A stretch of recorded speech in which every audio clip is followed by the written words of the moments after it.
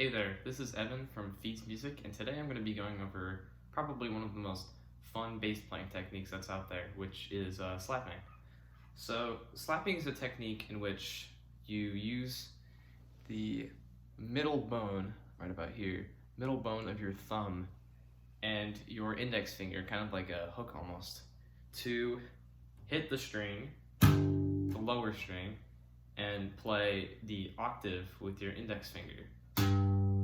And this style of playing and this technique is probably one of my favorites just because it really brings out the power and sound that a bass has in the lower strings and the higher strings to get those brighter tones. But one of the most interesting things about the slap technique is that everybody has their own way of playing it. It's kind of a universal technique in the sense that almost everybody can do slap, but everyone does it their own way. So if the way that is shown in this video is somewhat hard to replicate, don't even worry about it. Don't get discouraged. Just keep trying, and you'll find your own style, and it'll just be even more impressive when you get it. For this video, I'm going to be focusing on the way that I play slap, which is kind of a style that is sort of reminiscent of the bass player Flea from Red Hot Chili Peppers. So real quick, before we get into the actual technique, let's clarify some terminology first. So the two biggest pieces of terminology that you should know before you go into slapping is slap and pop. Just pretty self-explanatory. The slapping part is where you take the middle bone of your thumb and slap the string.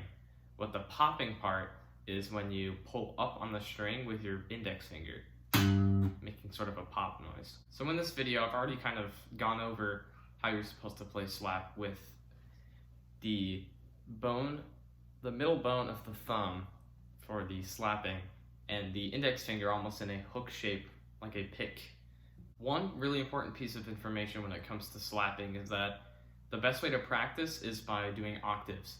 So just choose any fret on the fingerboard. So I'll go with the 3rd fret on the E string. So that sounds like this. So we'll just have to find the octave on the 2nd highest string above the E string. So for that, that'd be the D string. But the octave for this note would be the fret that is 2 frets in front of the fret that you place your first finger on, and then above those 2 strings. So in this case, it would be, see how this kind of have like a distinct sound, more like an octave. So using this knowledge on octaves, you can make it really easy to practice with your technique by, once again, choosing a random fret. So once again, I'll go with the 3rd fret on the E string and finding the octave of that and just kind of slapping to, I don't know, some rhythm, maybe quarter notes. And then after you're done playing on that one fret, then you can move up and go a half step up. And for this method of practicing, you can just go all the way up the fingerboard and kind of get the idea. But this builds a lot of endurance in right hand and left hand, and as well as kind of maybe slapping on the higher parts of the fingerboard even. So another benefit of practicing like this is that as you travel up the fingerboard, you might even find some components to a riff or a song even. So an example of this is just with like octaves even, and using 3rds and 5ths. So you could do something like,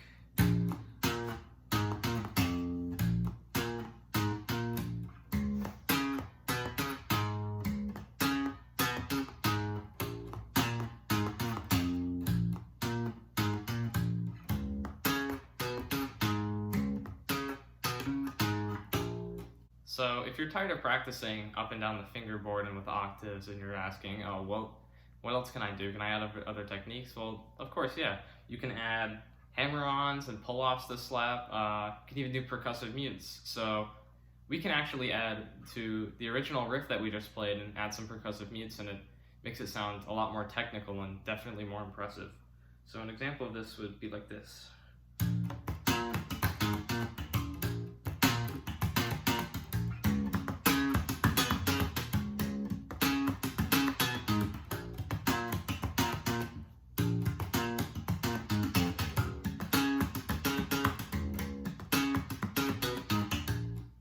So in order to perfect this technique, one of the best things to do is, it sounds kind of cliched, but practice.